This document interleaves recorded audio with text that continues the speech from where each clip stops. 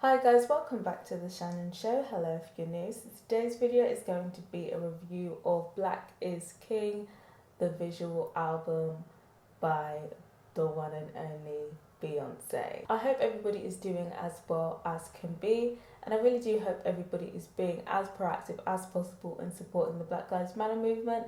And if you're still on the lookout for some resources, I've linked some in the description.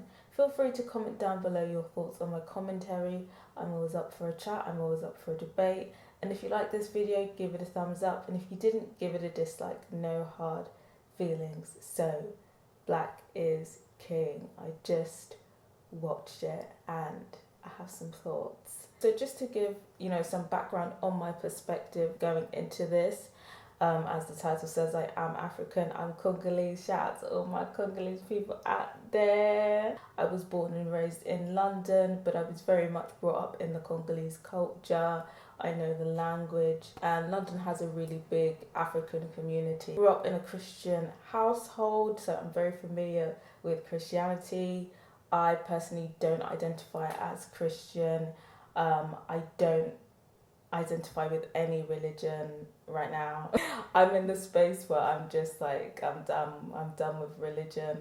But I do take some aspects of religion into my life. So I still pray. I don't pray to a god, but I pray. Because I believe in prayer as like positive affirmations and stuff like that. And in terms of who I do pray to, I pray to my ancestors because I do believe in, spirit, the spirituality of your ancestors.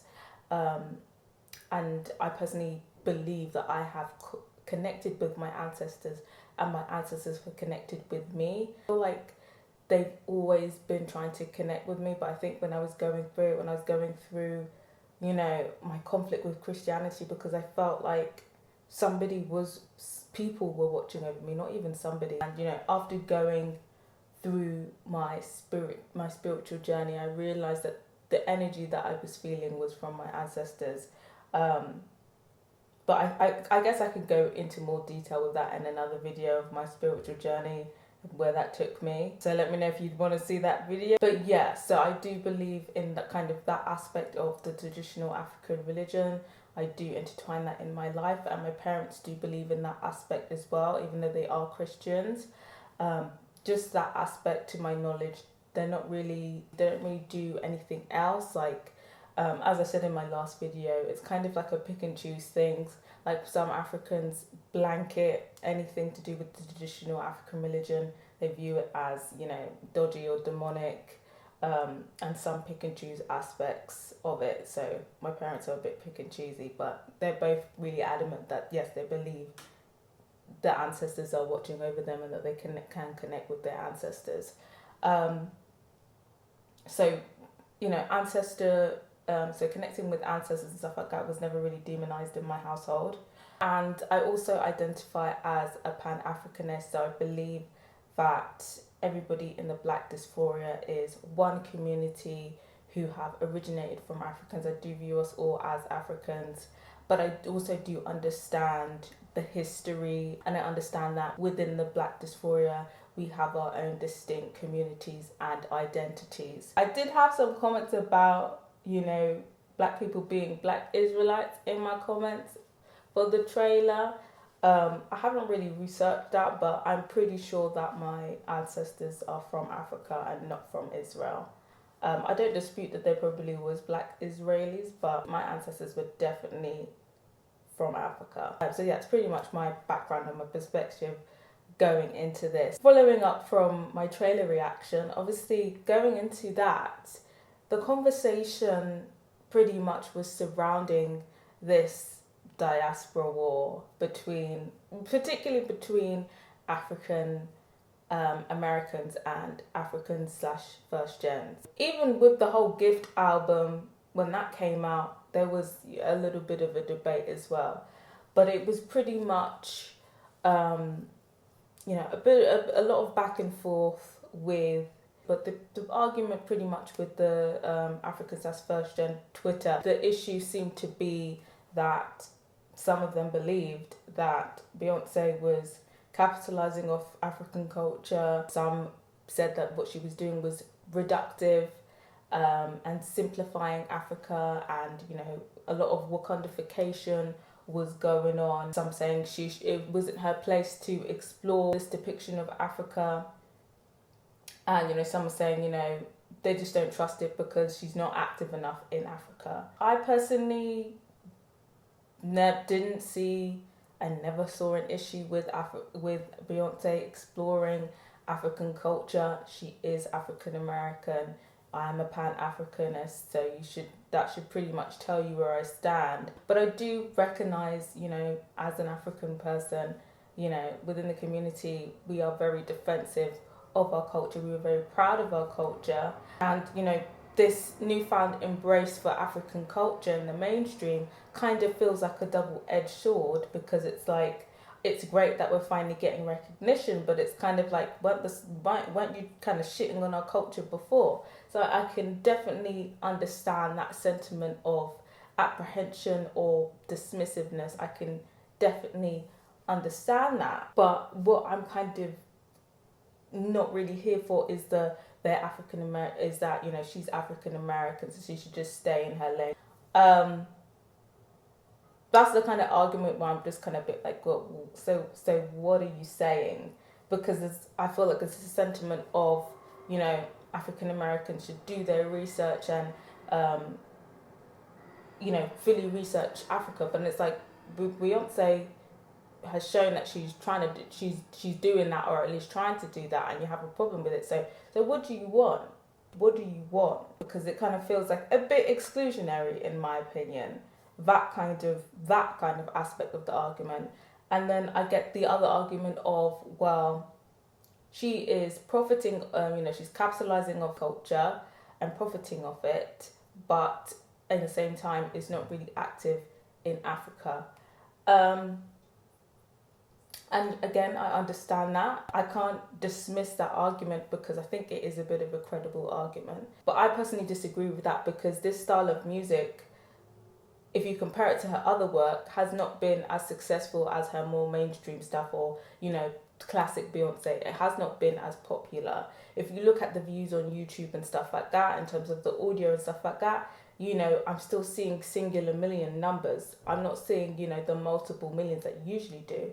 So if you're looking at those numbers from last year, and she's still going ahead and investing and putting money in Black people's pocket, in African artists' pocket as well, hyping up Black artists that may have not been introduced to the mainstream, I think that's where the argument of Beyonce capitalizing off African culture weakens. But at the same time, there could be this argument of, well, it's not making her money just yet, but maybe it could be an investment in terms of building support within, the African market, because that is on its come up as well. So I guess an argument could be made for that, but at the same time, it's Beyonce. Beyonce is big everywhere. She's big in Africa. She doesn't need to be investing this much to venture into Afrobeats. So that's where I kind of feel like, I personally think like this was a passion project for her. Obviously she's going to make some money off of it. She is a singer. She does, make money. But I think there was easier ways and cheaper ways for Beyonce to capitalize off African culture.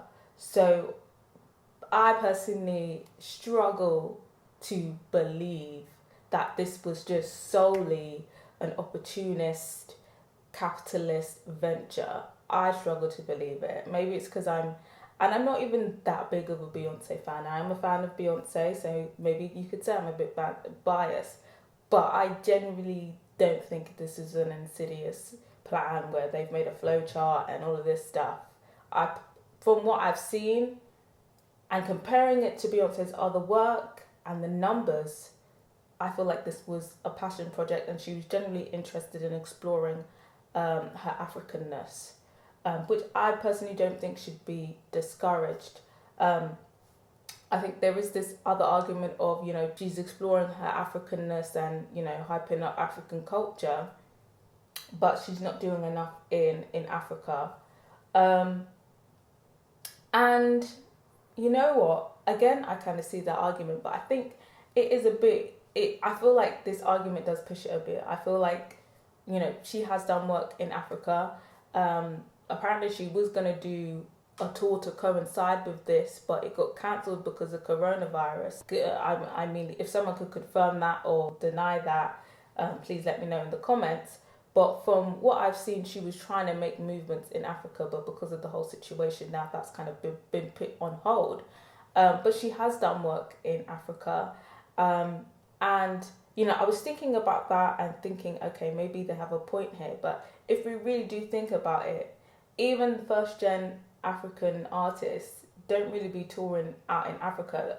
And what is their excuse? I just feel like a lot of responsibility has been put on Beyoncé.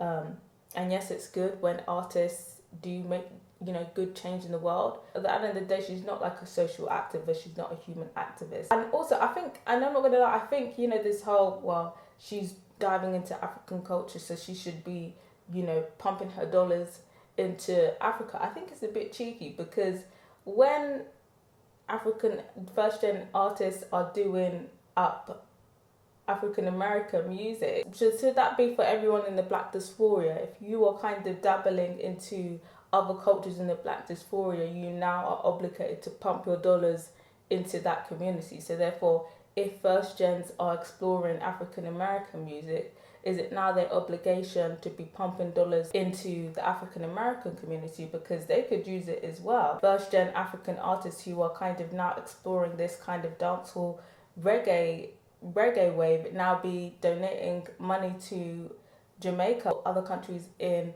the Caribbean who could use it. So I think all of this, well, she needs to do this, to do that. I think it's a bit cheeky when we're all of African descent here. So, yeah, like I said, I personally didn't see a problem with what Beyoncé was doing. And I also just feel like people, obviously art is there to be critiqued, it's an open forum. But at the same time, I was kind of thinking, well, shouldn't we wait to see the actual finished product before making assumptions? Because, it was just a little short teaser trailer. I'm just thinking, how are you already writing think pieces and essays based on a teaser trailer? So I was really interested to see what the conversation was going to be after the film came out. And what do you know? After the film came out, I mean, we've all seen it. Spoiler, I thought it was a really good film. Suddenly now, Africans as first gen Twitter, the people who were making the most noise, were silent. I didn't hear a peep from them. Not one peep. Not on my timeline anyway. But I did not see a peep. And, some of them were really going for Beyoncé. Like, some of them really have a personal problem with Beyoncé. But I didn't hear a peep out of them. So I think a lot of them spoke too soon. I think some of them owe Beyoncé an apology. I think, I even, had one relative and they were like, oh, it looks a bit pick and choosy to me. And they watched it and, they were like, okay, I was wrong. This is very well researched. I was moved by it. It was beautiful. So I think that was a lot of Africans as first gens reactions to it as well. But there was a bit of a shift in the conversation. So it wasn't really the diaspora debate anymore. It seemed to shift more towards the spirituality aspect. So it was now time for Christian Twitter to rise.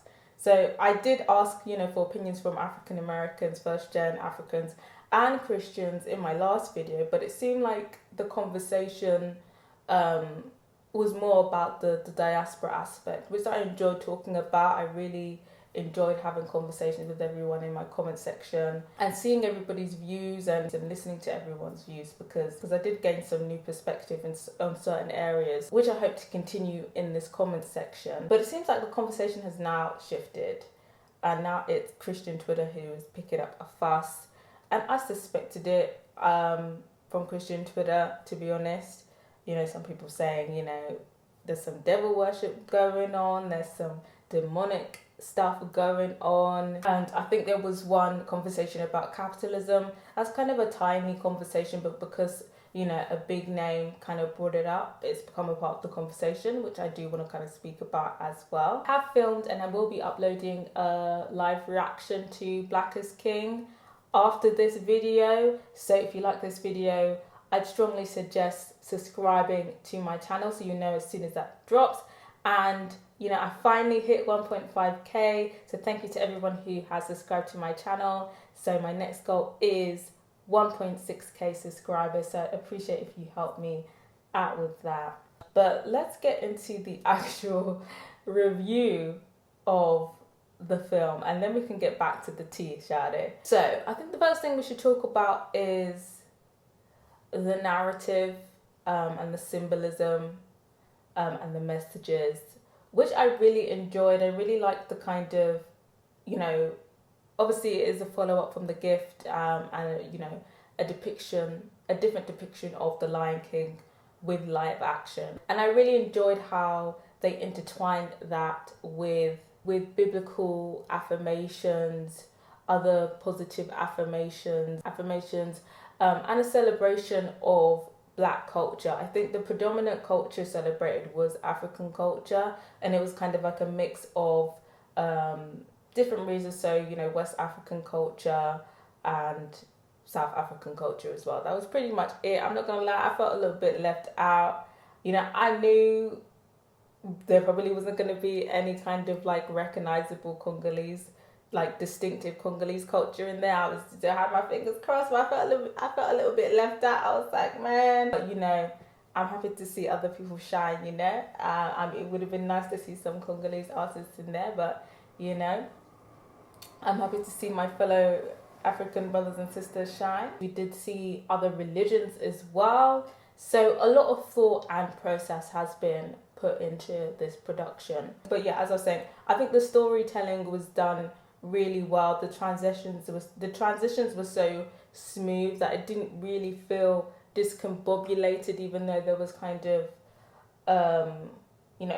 3 or 4 different things going on. They still link together for the most part pretty smoothly. And I really enjoyed the conversation that was going on in the film. So there's a lot about identity, I think particularly the African American identity and this search of worth and who you are. And I did hear a lot of that from some of the African American viewers of my trailer reaction. This importance of finding out where you're from, where your roots are, and essentially who you are. And it's something that I can't relate to, because I guess I know who I'm from. I know what country I'm from. I know what tribe I'm from. I'm from the Manyanga tribe, for those of you who were wondering. So it's something that I can't relate to, and when you try and put yourself in somebody else's shoes, but you can't, and it's just like I couldn't imagine not knowing, having all of that stripped from me. So when they had the question, how can you know who you are when you don't know your mother tongue? And I was just thinking, well surely you can. But I was like, but I know mine. Subconsciously, it's like, oh sure you can, but it's like they're not talking about me. So it really got me, it got me thinking, because I know not necessarily every African American person feels quote unquote lost, or feels like there is a part of their identity missing. But I'd be interested to hear from African American viewers and also other people from the diaspora. What did you think about this whole conversation with identity? Do you feel like you know who you are? I know a lot of people said that they took DNA tests and they were happy that they managed to trace their roots with the DNA test. Do you think DNA tests are essential? Do you feel like you don't really need them? Do you feel like you're comfortable? Obviously, you know your history, but you're comfortable with your identity. I'd be really interested to know, because I was just, trying to think about it, but it's obviously, it's not a question for me, because I was just thinking, if this is what people feel like, I felt quite sad, because of that. But I also appreciated the conversation of, you know, blackness and our worth, and, you know, knowing our worth and appreciating our worth, appreciating our power, and kind of flipping the script on what blackness is viewed as. Because obviously, you know the whole black and white argument, you know, black is seen as dark and evil, and white is seen as pure and innocent. And even those black and white are essentially block colours, they have historically become synonymous with race, and those connotations have been attached to race, and how we should be actively trying to flip that and reclaim blackness. And this is something positive and something that we should be proud of. And I think it's a conversation, you know, that has been ongoing. The first time I kind of heard it was with old interviews with Muhammad Ali. And I think it is very important to, you know, have that, to keep drumming those positive affirmations until you believe it. I think obviously the younger you start, the better off you will be in the long run. But I think it's definitely something we should, you know, as a black community, be doing. So yeah, I really did appreciate that commentary. Freeze frame. I know this video is long already, but you guys know I love to talk and I forgot to say something, so I'm gonna insert in here.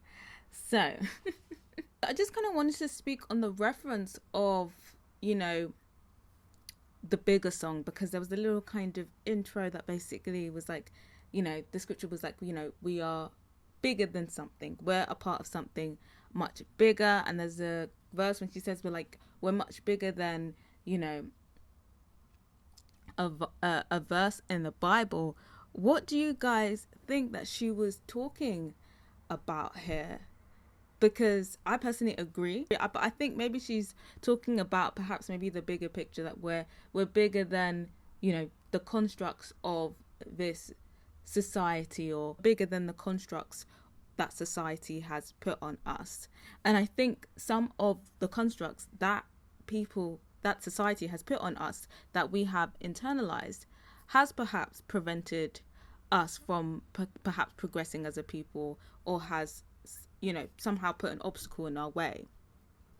But what do you guys think about this whole message that we as a people, as black people, you know, are part of something much bigger, that we have a greater purpose, that we are, you know, destined to fulfill somehow? Can you get down with that messaging, or do you feel like it's a bit problematic? What do you guys think? I'd be interested to hear from you guys. But of course, I think one thing I have to talk on is, I guess I've already seen, you know, some people like saying some stuff about it, but obviously the white butler and the Mood Forever scene.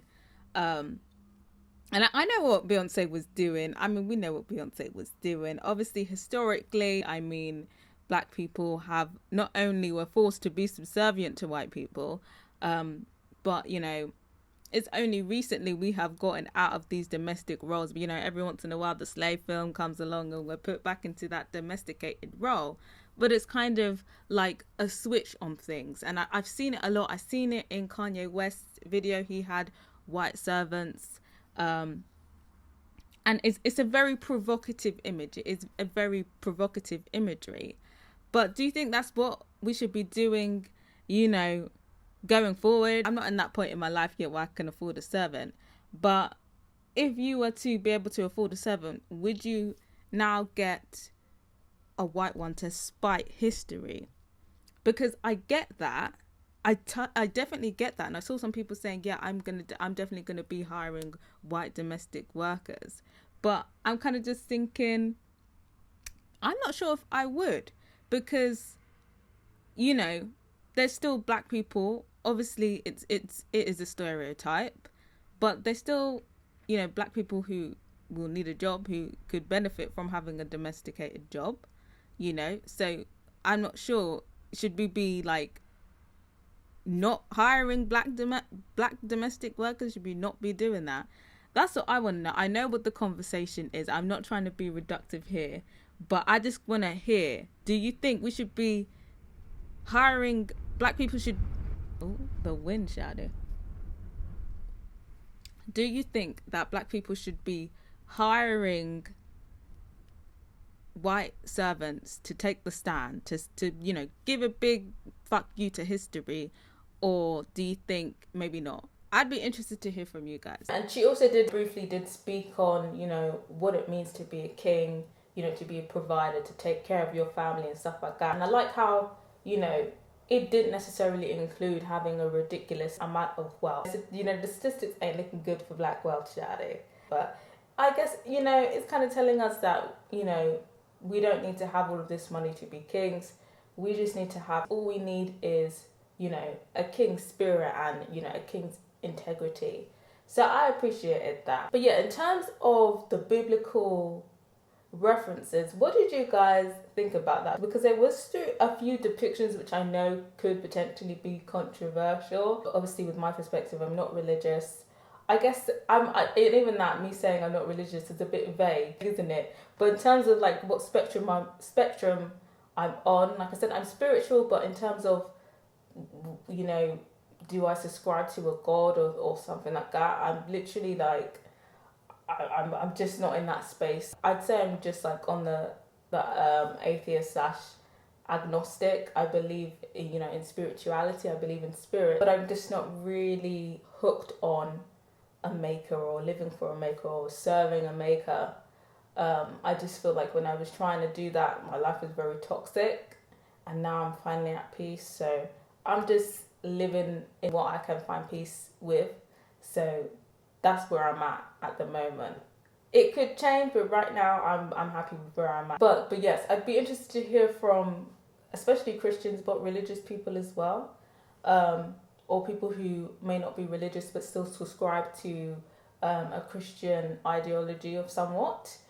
What do you think of Beyoncé depicting herself essentially as Queen Mary? Was that kind of just, a flip on the description of the kind of Eurocentric look of Jesus and Mary, by Beyoncé, a black woman depicting herself as, the Black Mary, and obviously Sir making his little debut as Black Jesus? Or do you feel like there was something else going on? Because once it premiered, I did get a bit of the premiere comments trickling into my trailer reaction about supposed symbolism. What do you guys think? Were you here for that symbolism, or do you feel like it's a bit problematic? I'd be interested to hear from you guys. But I did get one comment before I had watched the visual on my trailer reaction about the depiction of a quote unquote fallen angel. And I think I know what part they're talking about. I think it's that part where it's a kind of like Afrofuturism aspect. There's kind of talk of the ancestors, and there's like a little boy floating in space, and he starts falling to the earth, and it kind of flies, with it either in it or past it through a meteor.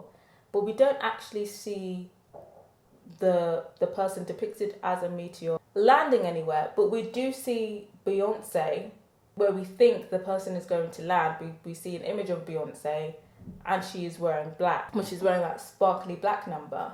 I personally can see why it could be taken that way, but I just feel like it's somebody looking for something. Like somebody sat down and was looking at the film and was like, okay, I'm gonna wait and look for the things that I think look a bit dodgy or demonic. Because to me, that depiction looked like it was the ancestors coming to Earth, passing through Earth as a meteor. I personally did not see any depiction of, a fallen angel. It didn't really feel dodgy to me. It didn't feel evil to me. It didn't feel demonic to me. But I can see that depiction. But I'm not gonna lie. I do feel like somebody was just looking out for something to say this is demonic. But obviously, you watched it if you're here. So what did you think about that? Did you think it was definitely fallen angel, devilish imagery or symbolism? Or do you feel like, somebody was just trying to piece something to feed their own narrative? I'd be interested to hear from you guys. I also had a comment saying, she was throwing up Illuminati signs. I'm guessing they were referring to that scene where it was like a swimming what is it called? I forgot what it's called. There's a name for it, of a group of swimming. Synchronized swimming, there we go. Of the whole synchronized swimming number, and obviously she throws up the triangle sign. Is it, because I feel like obviously triangles, the Illuminati, or the Illuminati, because the Illuminati was a real community. I guess there's this debate on whether it is now this underground celebrity devil worship commune or whatever. I personally have not looked into that conspiracy theory. I just feel like conspiracy theories are very draining, and I just feel like if it's not going to benefit my life, I don't really need to be obsessing over. So yeah, obviously she threw up the sign. So I need somebody to clarify: is the triangle solely an Illuminati symbol, or is it symbolism in other cultures? Is it symbolism in African traditional religions in some countries? I really need to know. But either way, you do see her doing it. You do see the other dancers doing it. But what I noticed is that when she did it, she smiled, and I generally think that she's trolling people, because obviously in the Formation album, obviously the song was like, "Your haters Connie with the Illuminati mess." I honestly feel like she's trolling people. I really do. I personally don't think she's a part of this secret society, but that whole imagery, I really do feel like she's trolling people. But what do you guys think? But yes, overall, the images of blackness and the celebration of blackness was just beautiful to see. And really and truly, I mean, it's really the first film that I've seen that just made me feel uplifted to my core and my spirit as a black person. Like, wow, like, so important, and yeah, I really hope as many black people do see it as possible, but also, non-black people as well, just to see how beautiful it is, the black experience, is, because it really just touched my soul, really and truly, it really did. That whole brown skin girl section, I teared up in it. I really did tear up in it, because, in terms of growing up with the depictions of myself as a black person in the media, black woman in the media, you never really truly are made to feel like beautiful. You're never really given the princess edit. We're never really given the queen edit. And yes, those little black girls, like, they really, like, it really touched me. And then seeing Blue as well, because, obviously, I guess people don't really talk about it now, but people were being absolutely horrible to Blue when she was like 2-3 years old, making all of these jokes and stuff, and picking at her appearance. So when you're saying all of this positive affirmations about blackness being beautiful, black girls being beautiful, and you see Blue, I didn't roll, and my eyes did tear up. It was just so beautiful. So I think this question is particularly to black women. How did you feel in that moment? Was it emotional for you? Did you cry? Did you tear up? I need to know, because that was a moment where I felt seen, I felt loved, absolutely amazing. I just felt amazing. I just like, yeah, that's me. Brown skin, yeah. Honestly, that was such a beautiful moment. I just have to personally thank Beyonce for that moment. I think that was probably my favourite moment in the film. I think that was literally a cultural moment. But yes, like I said, I love the celebration and the uplifting of blackness in that film. We saw the Pan-Africanist flag and everything. I was loving it. It's just a beautiful moment that I think everybody should watch and enjoy. Obviously, I did get a few of the White is King merchants on my trailer reaction comment section, and honestly, if you've got to this point in this video, and you've already written that comment on my comment section, or you're thinking about writing it, honestly, I don't know why you're asking me. You need to go ask the Ku Klux Klan and co, because they're the ones who ruined it for you, not me, not black people.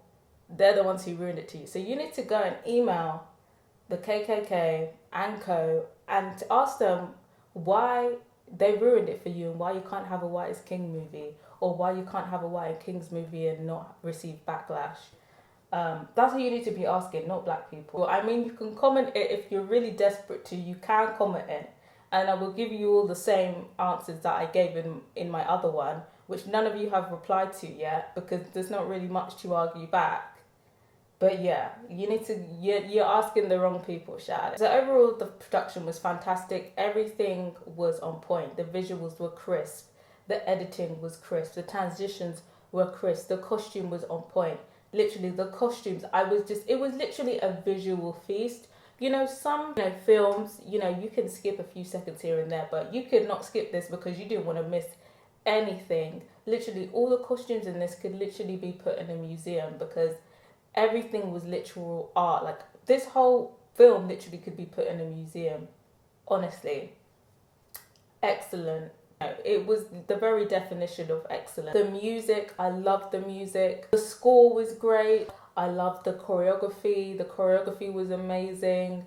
Not even just, the dancing, but, the vibe, the energy, when people were coming together in groups and hyping each other up. It was just amazing. I wanted to get up and dance. I was filming my reaction on the couch, but I was like in two minds of whether I should film my reaction standing up or not, but I was like, an hour and a half standing up. I mean, I think it'd be better to sit. But yeah, I actually had not listened to The Gift before. I don't really listen to albums, to be honest. I'm more of a singles person. I'm thinking about getting into the album review market, but this was the first time that I heard every single song from The Gift. So I'd only really heard Already and Brown Skin Girl in. But I loved all of the visuals in terms of the music, but I think my top three, visuals and music together, like taking everything into account, I think my top three would be My Power, Mood Forever, and Already. And I think my favourite visual was probably Mood Forever. Like that gave me absolute love. Everything was great. I think overall I really enjoyed it. It was a cultural experience, and for that reason, I'm going to give it a 4 out of 5 overall if I was going to rate it. But I'd be interested to hear what you would rate it out of 5. I think it deserves a 4 out of 5 from me anyway. I just think the emotions that I felt, the energy, the vibrations, I've never felt that from a piece of work before, like that strongly. But yeah, so let's get on to the little debates then, since that's gone and over with. So let's start off with the Christianity debate. I'm going to keep it respectful. I'm going to keep it cute. And I hope everybody keeps it respectful and cute in the comments as well. But, if anybody wants to come for me, I can come for you back. Okay? But let's try and keep it civil. I've heard some people say, she's leading people astray. It's demonic. It's devilish. It's stuff like that. All of this stuff. And I personally didn't feel anything that felt devilish or evil or, like I was, under duress. I personally didn't get any of that energy. And like I said, I'm a spiritual person, and I believe I have encountered good spirits. I believe I've encountered bad spirits. And I didn't get any bad spirit vibes from this film.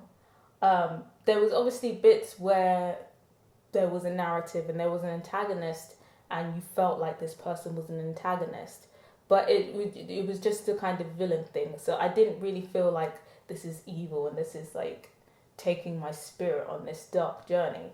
I personally didn't get any of those vibes from the film. Now, what else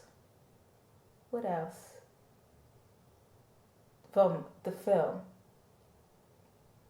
But the only other deductions that I could take from it being viewed as demonic and stuff like that, I guess, would be, the depictions of the traditional African religions. And, I can understand that. Even though I disagree with it wholeheartedly, I can understand that because, like I said, even in Africa, on the continent of Africa, it has been demonized. But I think, like I said in my trailer video, people just need to do their research, and I would implore you to please do your research, because if you go to the root of why the traditional African practices were demonized, the answers will be there before you. I mean, it will be clear as day. I'm not here to dispute Christianity in Africa. I know Christianity was always in Africa, but the fact of the matter is, the traditional African religion was the dominant religion before colonization. And the fact that it is now not after colonization, that in itself should tell you that something is gone on, something has gone on and something is off. That's all I'm going to speak on that. But yeah, just do research. I understand the historical context of why it's viewed in such a way, but I think the world that we are living in now, people need to do research, and that's everybody, if you are unfamiliar. I feel like if you had done your research in everything and then you had come to this conclusion, yeah, it's demonic, okay. But I think when you haven't even done your research and you're calling something demonic and evil, I personally think, you need to do better. I did stumble across one video that basically said, talking to your ancestors is demonic because it's necromancy. I think that's the word where you talk to the dead, and it's viewed as very dodgy business. This is from a Christian blogger or YouTuber. I'm not going to name their names, but they were an African YouTuber. But I just think, so talking to your ancestors is necromancy and demonic, but talking to God isn't, or talking to Jesus isn't. Didn't Jesus die? You're talking to him, and you're talking to his Holy Spirit, you're talking to the Holy Spirit. I mean, why is talking to one spirit bad, but that spirit is okay? And I know people are going to try and flip it around and be like, well, no, this is different. But is it really? Is it really that different? I'd be interested to hear from people who feel like talking to your ancestors is demonic, particularly from you guys. What is the difference between talking to God or talking to Jesus and necromancy? I don't know. I'm not sure if that's just a Protestant thing, because I know Catholics do talk to saints. So I'm not sure if they also view ancestry that as bad, because my dad is Protestant and my mum is Catholic, but they both believe in the ancestors. So I'm not sure if it's a Protestant or Catholic thing. So I'd be interested to hear from all of you guys. But yeah, that's really it, really. That's my only comments on that. But I do want a conversation. Like I said, I'd prefer if it was civil and respectful. But I really just do want to get down to the bottom of it and a concrete answer, because in my last video, it was just very vague. It was just, I think she's leading people astray. Jesus is king and scripture, but nobody's actually coming with concrete. I want a real conversation. So just speak your mind, keep it respectful, but speak your mind, because I really want to get down to the bottom of this. But yes, let's now move the conversation on to the capitalist debate. Now, this is just a tiny debate, but like I said, it's kind of been brought to the forefront because of No Name, who was an African American rapper. I have seen people that on my timeline actually agree with her. The argument that now this isn't the first time she's bringing it up, but I'm assuming, clarify me if I'm wrong, but her sentiment is that as a black community, as the black diaspora, we shouldn't really be glorifying kingdoms and monarchies and stuff like that. We shouldn't be glorifying, kings and queens, because, kings and queens have historically been problematic. And as well as that, Beyoncé shouldn't be glorifying capitalism. So I think I'm going to start off with the kings and queens argument. And you know what? I do get where she's coming from. And to some degree, I'm not going to lie, I do agree. I do think she should have read the room and just kept it to herself, though, because I do feel like it isn't every day. I personally am anti-monarchy. Obviously, I'm from London. This is where the Queen stays. And I personally don't think we should have a monarchy. I also do like the Disney films. I do like the princess films. And I do like living vicariously through that fantasy, you know, the queen and king fantasy, because it is a bit of a fantasy now, at least for the black community. I think what Beyonce was trying to do was uplift us to make us feel like royalty, because even though the system is problematic, the way that kings and queens are viewed, you could say is not. If we were to take that energy of the worth of kings and queens and apply it to ourselves, you could say that would be a positive thing. But at the same time, the system of kings and queens is a problematic one. And, you know, people often do refer, you know, in Africa, we used to have kingdoms and empires. And where I'm from, from Congo, it used to have an empire. There used to be the Kingdom of Congo. And it used to be this big empire. And it used to be DR Congo, where I'm from. It used to be the Democratic Republic of Congo, where I'm from. The Republic of Congo. And, you know, some other countries, Angola. But it was this big kingdom before, you know, the colonizers came.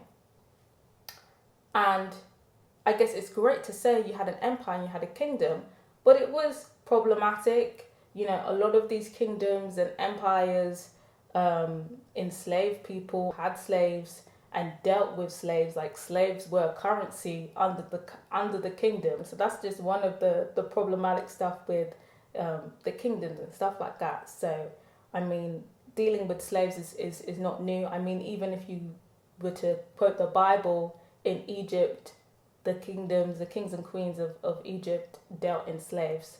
So it was still a bit problematic, just like every single establishment. To have someone be so much greater than everyone else, somebody needs to be below them. So that aspect is problematic, and I think that does get scraped under the rug. But I think when people do talk about the empires and stuff like that, even though it does erase that problematic nature of it, they're talking about being great and having power, which is something that we don't have and something that we could use, you know, as the Black diaspora. So I do get where No Name is coming from, but again, I do think she should have read the room. I just think it's not necessarily every day. But for those of you who don't understand what she's coming from, I just thought I'd provide context there. In terms of Beyonce being a capitalist and why, you know, in terms of the argument, she shouldn't be promoting capitalism.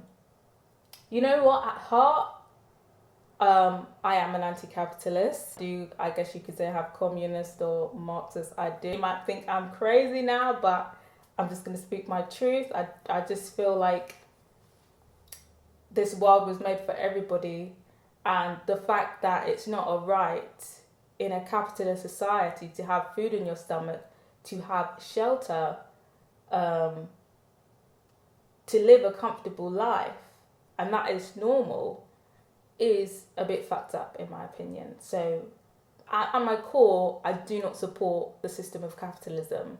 I guess more realistically, I do vote for socialist parties. I don't think a communist party would win in the UK or in the West anytime soon. So I do align myself with more socialist politics, but I think at my core, I am a little bit of a Marxist. I'm not gonna lie to you guys. But at the same time, I'm realistic about the world that I'm living in. I'm realistic of the fact that I am a woman. I'm realistic of the fact that I am Black. I'm hyper aware of my appearance and, you know, my active decision not to wear weaves and wigs anymore. All of these things create barriers for me, and that these barriers are probably not going to be broken down for me in the near future. And I doubt capitalism is going to be dismantled in my lifetime. I do not believe. So therefore, if all of these things are not going to be dismantled in my lifetime, that means I'm going to have to live within this capitalist system. I'm going to have to survive in this capitalist system. But if I want to thrive in this system, I'm going to have to do things. Then that means make money, because the more money you have, the more comfortable you are in this capitalist system. So that is what Beyonce has done. Now, I don't know what No Name was getting at, whether it was just, you know, she was promoting, you know, acquiring wealth, or whether she was promoting this capitalist ideal of having lots of money but not distributing it.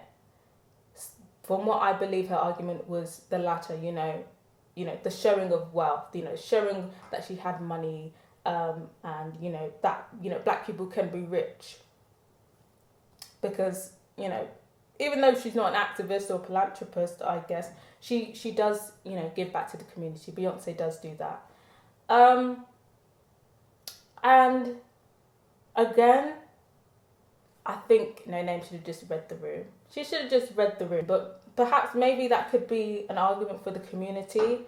We're always, told, the black community is so materialistic. And we are materialistic. I mean, Congolese culture, it is very materialistic. When you go into the parties, you've got to have the flashiest clothes, you've got to have the latest designer bags and stuff like that. That is pretty much African culture, to be honest. Like, we are very flashy people, we are very materialistic people. In some, African churches, they pray for money. So, So that should tell you something. I don't know, maybe it's a cultural thing. I think it is slightly problematic. I don't know, because even though, like I said, at my heart, I guess I would say I do have Marxist ideals. That would be my ideal world, that everybody was living comfortably. That would be my ideal world. But at the same time, I do like a little bit of Christian Dior, I do like a little bit of Louis Vuitton, I ain't gonna lie to you, if I come into money, I ain't gonna lie to you, you're gonna see me in some Dior, shawty.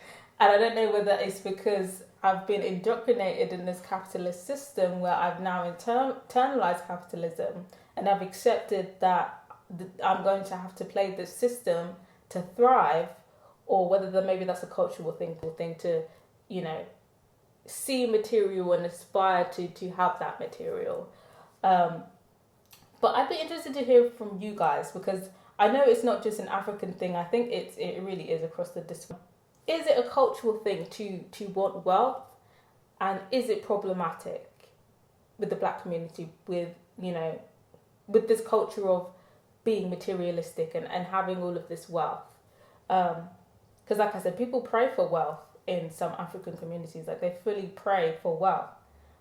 Like, in Jesus' name, I will be rich in the next year. I'm not gonna lie, I always thought that was a bit weird, seeing as, money is the root of all evil, but at the same time, we do need it in this world. And at the same time, the black community, if we want to advance, we do need to acquire some wealth. In my opinion, I think that's what we need to do. But I'd be interested to hear from you guys. Is, black capitalism problematic? Should we be striving to gain more wealth in the black community? Should Beyonce be pushing that? And, do you think there's perhaps a problem in the black community with materialism and capitalism? Because I feel like there is a lot of hypocrisy, and I literally just, you already saw it in this video, I'm a bit of a hypocrite, I am, because there is this kind of conversation of they took our money, they have a ridiculous amount of wealth, white people have gotten so rich off of black people,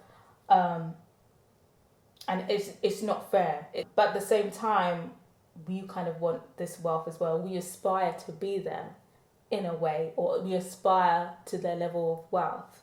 Is that hypocritical? I'd be interested to hear from you guys, because I do think it's a bit of a slippery slope. I think it's a nuanced conversation. I'm not really sure if there's a wrong or right, because it is a bit messy. But I'd like to hear from you guys in that conversation. Hopefully I haven't confused you guys. But yes, that's pretty much my conversation done. It's a bit of a long conversation, I know. But yes, do let me know what your thoughts were on Black is King. Let me know what your thoughts were on my commentary. And let me know if you'd want to have any further conversations on any of the topics that I touched. So my spiritual journey, Black Christianity, spirituality in the African religions, anything, any requests, let me know in the comment section. I'll link my reaction video at the end of this video once I finally upload it, because I'm going to upload this one first. You might as well subscribe. Till next time, guys. Bye.